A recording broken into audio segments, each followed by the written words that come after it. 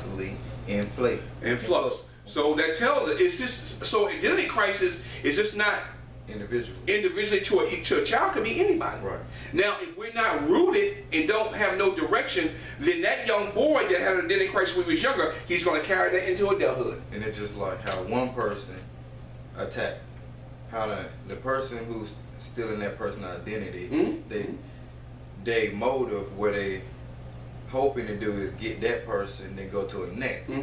So because that identity crisis wasn't dealt with, yes, that's so right. That's right. That one person then became as a national, that's or right. cultural identity.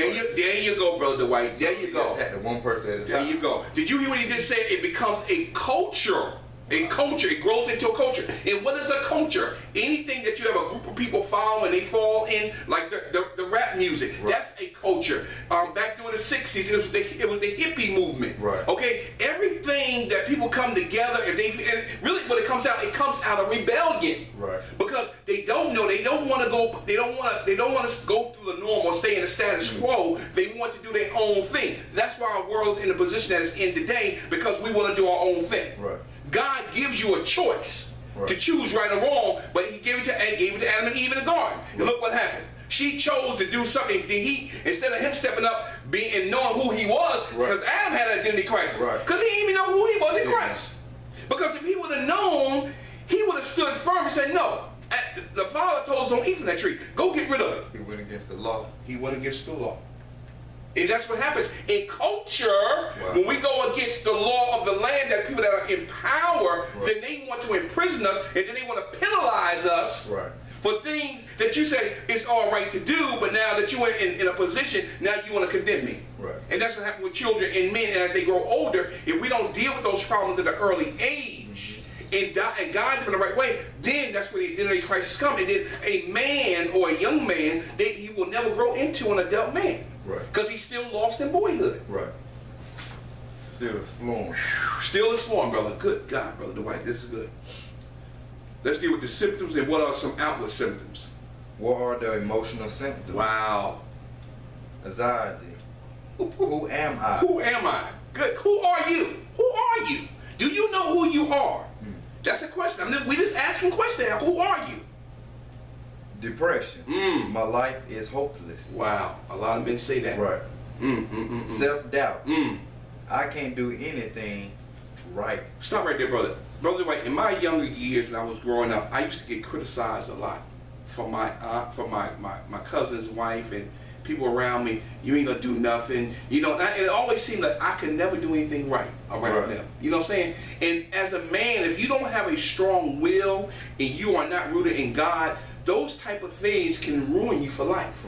Because that thing will continue to go in your mind, in your mind, in your mind. And if you're not strong enough, that can overtake your life and destroy you. So okay, since you don't think I can't do nothing right, I'm gonna show you who I am. That's what young boys do. They get in the game. I'm gonna show you that I'm a man. There it is. Low self-worth. I'm no good. Wow. How many times you heard men or men that are locked up, people say they always say, I ain't no good. You're gonna be just like your father. You're gonna be just like your granddad.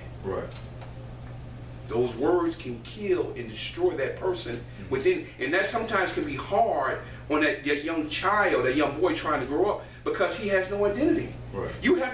We as parents and grandparents, we have to create that identity into that young child. The scripture says, train up a child, even though this is dealing with, that scripture is dealing with money. But if you train up a child the way he should go, when he gets older, he shall not depart from it. So we have to, and there's different phases of training for that child. Money, how to treat women, how to love yourself, how to love others. That's all part of the training. And if it's not there, then he's going to have identity crisis because he don't know who he is. Man. Wow. Self-conscious.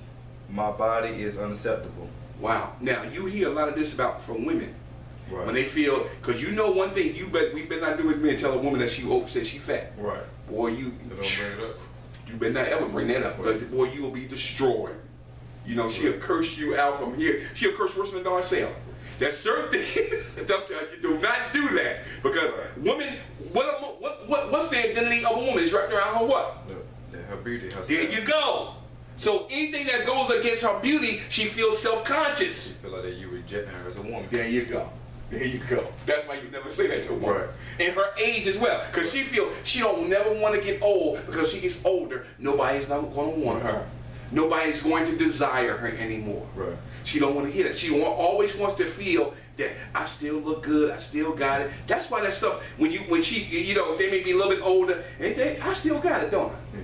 That's why she does. does That's why it. they still, the older women, you see them, they dress young. Yep. Or they Yep. date Yep. guys or hang out with people. Yep. Because they want to still feel accepted. Right. They still want to feel that they're desired by a man. They probably still got left in girlhood too. Yeah, that's right, and that's true. Just like the men Yes. who was older but hanging out with a younger crowd. Yes. Or dating younger girls. They still stuck in boyhood. They still stuck in boyhood. They have not been able to move past. And some people are stuck like that in life, because either it was a traumatic event that happened in their life, and that whatever that age was, they stuck right there. They can't move any further. Right. They can't, because mentally, if they have not been trained or they have not been helped at that time of life, when that happened and nobody helps them, it'll go on for the rest of their life. They're still stuck there. They're still stuck Going around that mountain another 40 years. 40 years. Same thing. Same principle. Good God from God. Woo, Brother Dwight. What are some outward symptoms? Wow. That were the emotion. What are the outward Yeah, here you go. symptoms? Attitude and behaviors turn negative. Yes, that's right. It's good to be trained in these areas because you will misinterpret Yes. what the person is really saying. Yes. You will misinterpret or miss a guy screaming out for help. Sure. Absolutely. Absolutely. Most, I guess, because society so judgmental, Yes. Yes. and they expect people to, I guess, doubt every Tea Party with morality, Yes. and ethics, and things like that. Yes. So when people do things that's against the norm, automatically they label, put a stigma Yes. on that issue. Yes. Yes. But not even the person, but the issue. It's the issue. But that makes that person feel condemned. Right. You see? Because if they're out of the norm, like you said, they're going to feel like they're condemned now. They may be not talking directly to them, but the issue, like you said, the issue, and we dealing with a lot of issues. It could be the LBGT, the lesbian gay, transgender society. It could be you're overweight. Could be that obesity, yeah. Obesity. That and every time and you see a lot of it on TV, they always promote stuff to lose weight. Right. You see what I'm saying? Always. Right. So they're putting something out there to make you feel bad about yourself. Whoever controls the culture. There you go. So whoever controls the media controls the culture. Culture. That's right. And the thing That's is, just generally speaking now, if I get a little tight in here, generally speaking, when you look at it from a white culture standpoint, they always promote things that gotta be this certain way. Yes. Yes. Small, slim. Yes. Pretty face. Yes. Yes. Nice hair, even. Yes. Hair. Yes. If you look at it, it's because remember, they really don't know the struggle. Yeah, the struggle. So they only promote That's right. what they only know. No, that's so right. they're not That's taught right. to not That's what right. have. That's right. And so That's right. so they reject things. Yes. Because it doesn't doesn't look like yes. Yeah. what their perception is. Right. And I'm glad you said that, Brother White, because we're gonna go back to the beginning. Or not to the beginning, back to the slavery days. Right. This is where we as a culture, as black culture, I'm talking about black culture now. Brother Dwight just broke the white culture. And we're not racist here. We got a white brother John. Right. And he loves us and we love him. But the point of it is we have to bring these issues up if you're gonna be strong and be able to discern these things, if you're gonna try to build yourself as a man. In slavery days, when our forefathers were brought on a ship from Africa to the New World to work for the slave master, our identity was taken from us. That's right. Just like when we have a society that's punishing our people, black culture or white culture or whoever you may be, or men, they are punishing people off their symptoms. Yeah. But not their root. Not the root. That's and right. when a guy or when somebody gets locked up, they don't have a name no more. Yeah, that's right. They got a number. They have a number. There you go. Identity. It's been stripped. It's been stripped. That's right. So when you go back to the movie Roots, do you remember LeVar Burton? He said his name was Kunta Kinte. I never watched it. Oh, you need to watch the movie. Because that's where the identity crisis is. You need to watch it. That movie came on in the 70s when I was in high school. You got to watch it. It's about eight parts of the series, man. You got to go rent it from the library. And what happened was they beat him and said, no, the white man said, no, your name is Toby now. Right.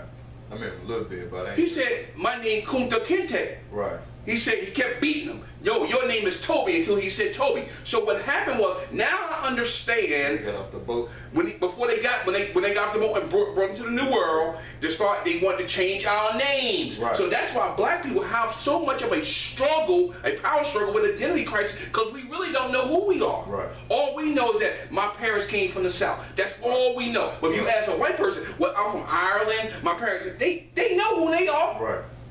We don't know our heritage. We don't know because it's been stripped from us. Right. And we don't know. So that's why we try to, the cars that we drive, the clothes that we wear, we're trying to create a false identity because we really don't know who we are. Right.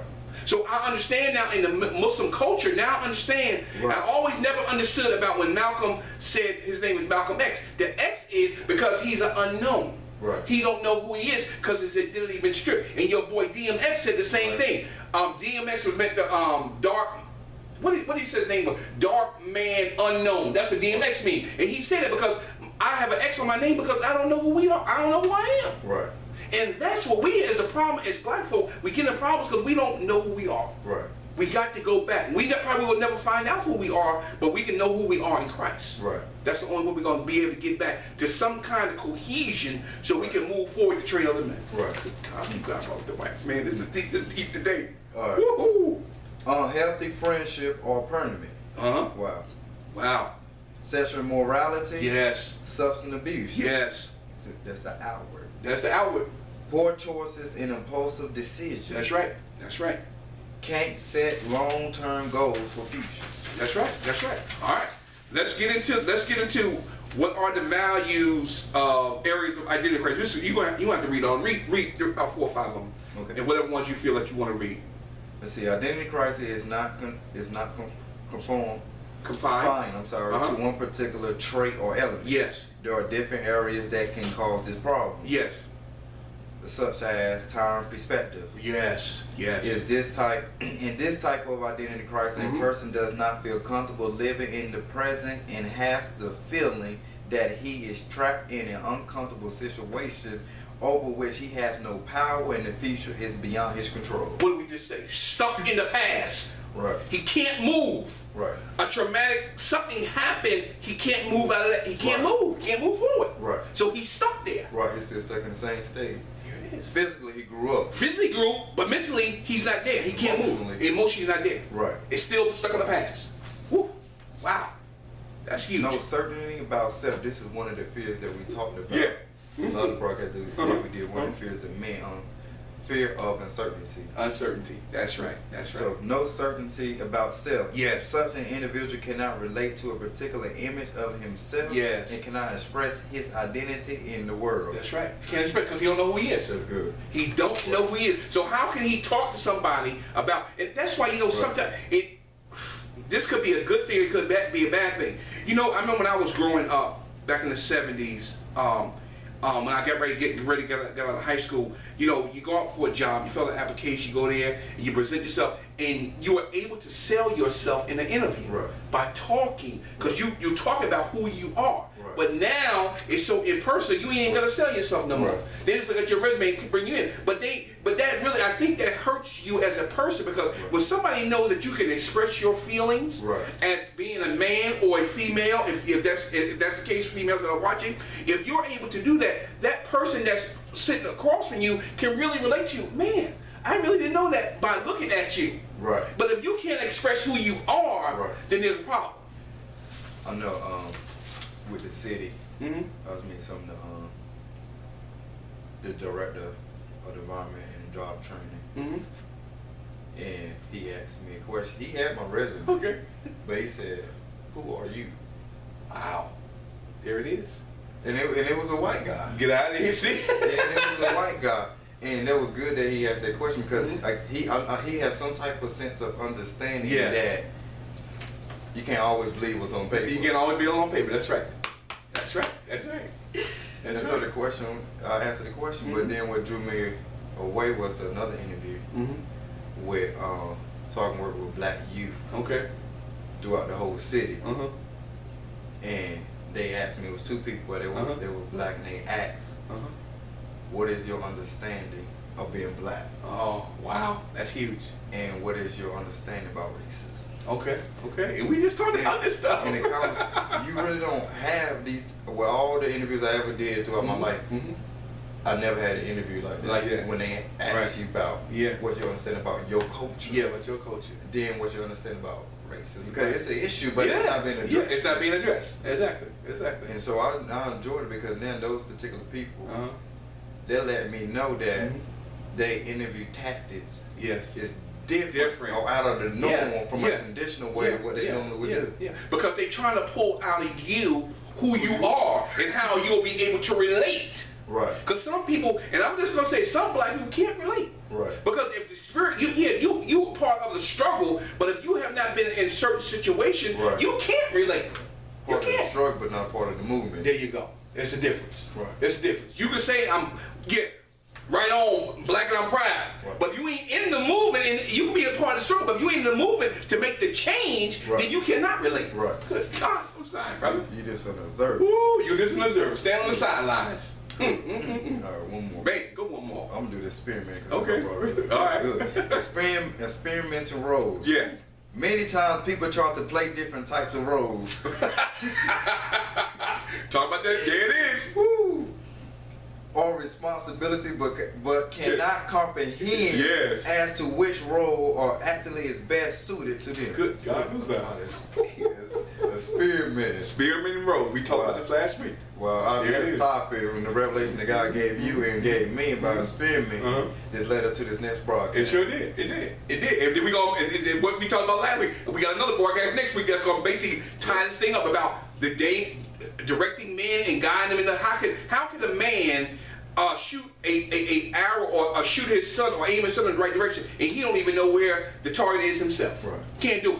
Right. But you're experimenting with that young boy's life and ruin his life because you cannot direct him because you have not been directed. Right. Experiment is a risk. It is a risk. You have scientists that's experimenting on monkey when it comes to trying to find different cure for different diseases or virus. So they experiment on things that they feel there's less value. Less value. There you go. Now, if you go back 6-7 years, they experiment on some black people as well. Right. So it's the monkeys. Yeah, it's just the monkeys. Right. You see what I'm saying? Because you remember we talked about how our lives in culture. Now we're not being biased here. We're just trying to be real. Okay. Yeah, we're just being open with you because it's been done. To see, because they valued us less, so we can experiment on the so-called Negro. I'm gonna say it that way. Right. And let's see what happens. Right. You see, so when somebody don't appreciate something, then you're not going to value it. Right. Right. Good God, man. Be careful of the people who's attracted to your gift, but not you. Good God from Zion. All right, that's good. Woo, brother Dwight, that's good. Okay, let's go down to our male identity crisis. What will happen to men if we don't find our identity? You want to do the gender?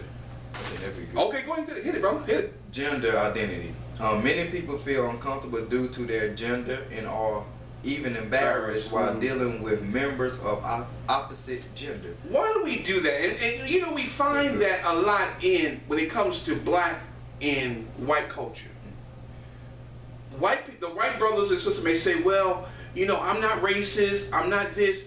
Yeah, but you're benefiting from the institution of racism and how it was implanted hundreds of years ago. You're benefiting from it. So you say I'm not racist, you are, because you're benefiting. Like you said, Brother White, is okay, you may not have been directly responsible, but it's your responsibility not to tolerate or carry on that type of behavior. Right. If you've never been through, we just talked about, if you've never been through the struggle of being in black skin, then you will never know what the struggle is all about.